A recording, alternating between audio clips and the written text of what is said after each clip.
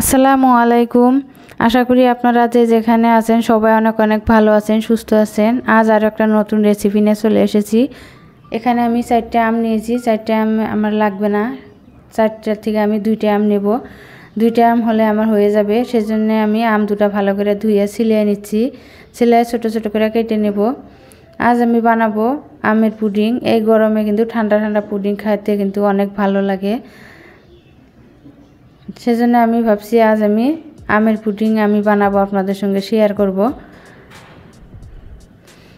দেখেন আমগুলা ছোট ছোট করে কেটে, যেহেতু আমি মিক্সারে পেস্ট করে নেব সেজন্য বেশি ছোট করার দরকার নাই, এই সাইজের করে আমি কেটে নিচ্ছি। আম কাটা হয়ে গেছে, এখন একটা প্লেটে উঠিয়ে নিচ্ছি।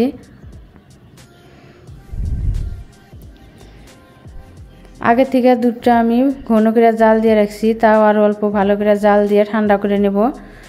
দেখেন আমগুলো আমি মিক্সার জারের মধ্যে দিয়ে দিলাম। 2টা আম হলে কিন্তু আমার হয়ে যাবে, সেজন্য 2টা আম কেটে নিয়েছি। আর দিয়ে দিলাম জাল দিয়ে ঠান্ডা করে রাখা দুধ, ঢেলে দিয়েছি। ঢেলে দিয়ে আর দিব 1 কাপ চিনি। চিনির মিঠাটা আপনাদের পছন্দ মতো দিবেন। কত কত আম কিন্তু মিঠা থাকে, কত চুকা থাকে, সেই অনুযায়ী কিন্তু আপনারা চিনিটা দিয়ে দিবেন।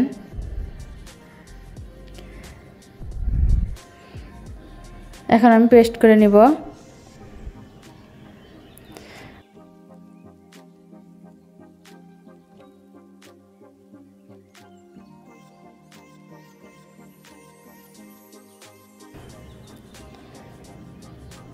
দেখেন কি সুন্দর হয়ে গেছে।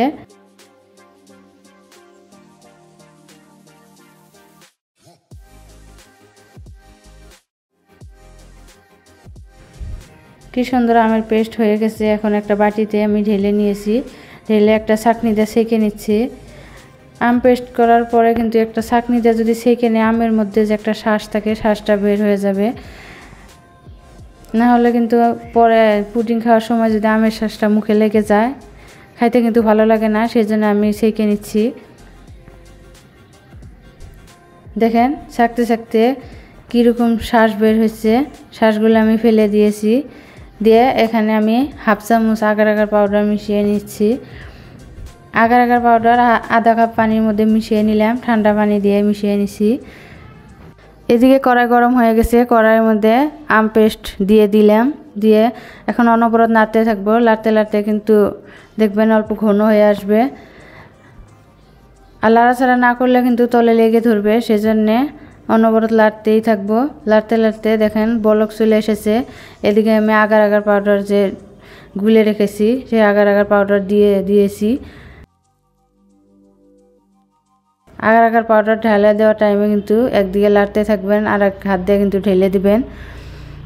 আগার আগার পাউডার যদি আপনাদের হাতের কাছে না থাকে, কর্নফ্লাওয়ার দিয়ে দিবেন। কর্নফ্লাওয়ার দিলে কিন্তু পুডিং ভালো হয়। আমার হাতের কাছে আগার আগার পাউডার আছে, সেই জন্য আমি আগার আগার পাউডার দিয়েছি।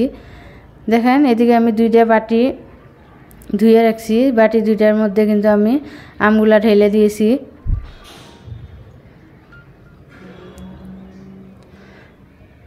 দেখেন 1 ঘন্টা পর ফিরে এসেছি। 1 ঘন্টা পরে দেখেন আমার পুডিং কত জমা ধরে গেছে।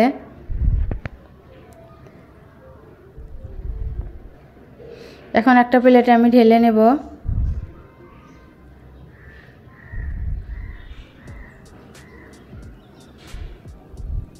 দেখেন একটা প্লেটে ঢেলে নিয়েছি।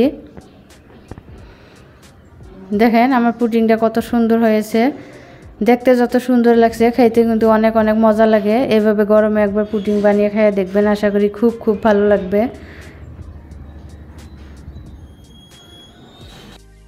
ম্যাঙ্গো মিল্ক পুডিং কলিজা প্রাণ ঠান্ডা করার মতো একটা রেসিপি। এই পুডিং যদি গরমে একবার বানিয়ে খান, আশা করি বারবার খাওয়ার জন্য মন যাবে, এতটাই ভালো লাগে এই পুডিং। দেখেন বাটির পুডিংটা ঢেলে নিয়েছি।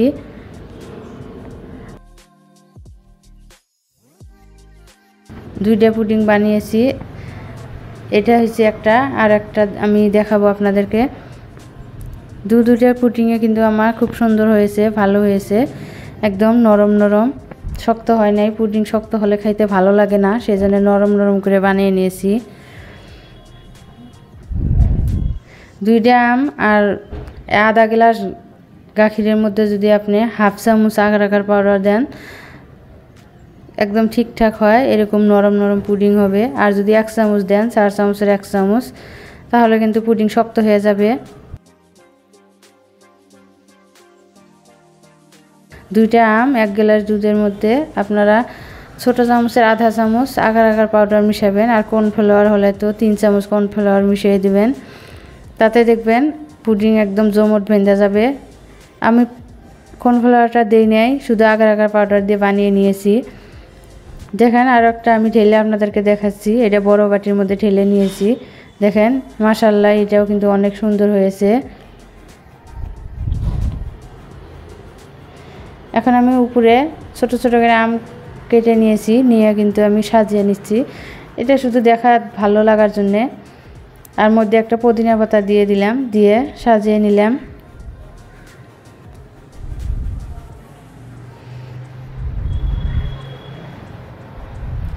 আমার ভিডিওটা যদি আপনাদের একটু ভালো লেগে থাকে, লাইক কমেন্ট শেয়ার সাবস্ক্রাইব করে দিবেন। প্লিজ সাবস্ক্রাইব করে দিবেন, বেল আইকনটি বাজিয়ে দিবেন। প্লিজ ভিডিও শেষে একটা লাইক দিয়ে দিবেন আর একটা কমেন্ট করে জানাবেন আমার পুডিংটা কীরকম হয়েছে। আপনাদের কমেন্টের অপেক্ষায় আমি থাকব, দেখি আপনারা কমেন্টে কি জানান। সবাই অনেক অনেক ভালো থাকেন, সুস্থ থাকেন।